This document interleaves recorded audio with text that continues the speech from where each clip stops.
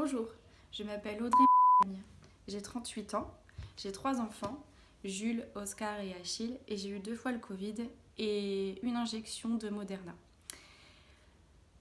Pour mon 3e enfant, Achille, qui est né le 22 avril, j'ai allaité, pareil que pour mes 2 premiers. Il est né par césarienne, pareil que pour mes 2 premiers. Pour mes 2 premiers, j'ai eu mon retour de couche au bout de 8 mois environ après l'allaitement. J'ai allaité exclusivement jusqu'à cet âge-là. Pour Achille, j'ai procédé de la même façon. Mais bizarrement, 1 mois après mon injection, qui a eu lieu en juillet, 1 mois après mon injection, j'ai eu mon retour de couche, un retour de couche hémorragique. Donc du coup, j'ai mis ça sur le dos du retour de couche. J'ai pas consulté tout de suite, j'ai attendu. Donc en fait, pendant 3 semaines, j'avais des règles hémorragiques. Ça s'arrêtait une semaine et demie environ. Et ça recommençait pendant 3 semaines. Et ça jusqu'à aujourd'hui, et nous sommes le 27 mars. Donc j'ai fini par aller consulter quand même.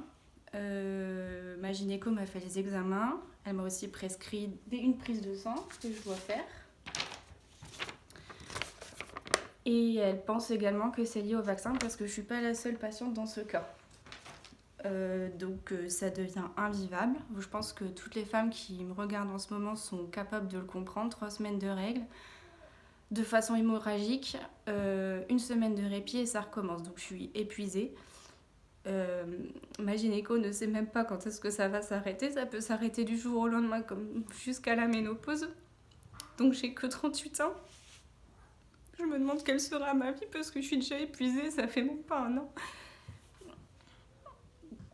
Excusez-moi, j'ai beaucoup de mal à m'occuper de mes enfants parce qu'en plus je souffre énormément. Et les médicaments ne font pas effet ou très peu. Donc voilà.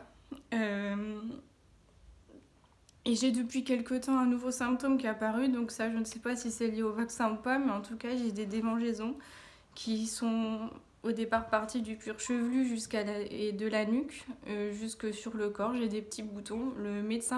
Mon médecin généraliste sait pas trop ce que c'est, donc il m'a prescrit un petit peu un panel de médicaments pour taper large, donc des antihistaminiques.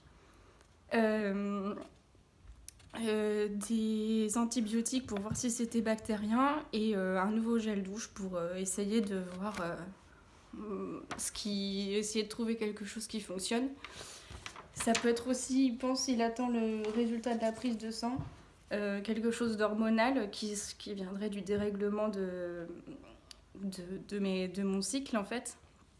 Et donc ça serait en fait la conséquence de la conséquence du vaccin. En sachant que j'ai moi déjà eu le Covid 2 fois, j'ai quand même dû faire une injection à cause du pass vaccinal avec Moderna. Et en fait, je préfère avoir le Covid. Je préfère avoir le Covid parce que plutôt que de subir ça toute ma vie ou jusqu'à je ne sais quand, je trouve que c'est scandaleux qu'on impose à des femmes de mon âge qui n'ont aucune comorbidité, de se faire vacciner pour continuer à vivre, pour pouvoir continuer à avoir des loisirs ou simplement travailler, alors qu'on a moins de 1% de chance de risque de mourir du Covid. Il faudrait il faudrait que ce soit volontaire. Cette vaccination, on n'a pas le droit de nous forcer à le faire. Je trouve que c'est honteux. Moi, je me suis sentie obligée de le faire. Et voilà le résultat. Donc j'aimerais bien que, enfin, s'il y a des femmes parmi vous qui nous regardent, s'il vous plaît, faites quelque chose, vous êtes les voix, vous êtes nos voix, vous pouvez faire quelque chose, nous on n'a pas la main sur tout ça et il faut pas que ça continue. Pitié, faites que ça s'arrête. Ne nous obligez pas à nous faire vacciner encore, tout ça pour enrichir les labos pharmaceutiques qui sont déjà bien riches, ils n'ont pas besoin de nous. Donc s'il vous plaît, faites que ça s'arrête. Et il faut qu'on en parle. Peut-être que parmi vous, peut-être qu'à la Commission européenne, il y a des gens, des femmes aussi qui subissent ça et qui n'en parlent pas. Enfin, on est je ne sais pas combien dans le monde à avoir ce genre de problème, voire pire que moi. Donc il faut que nos voix soient entendues. C'est pas parce que c'est un problème de cycle menstruel que c'est pas grave. Donc s'il vous plaît, faites en sorte qu'on ne soit plus obligé de se faire vacciner pour pouvoir vivre. Et voilà, on compte sur vous. Merci beaucoup.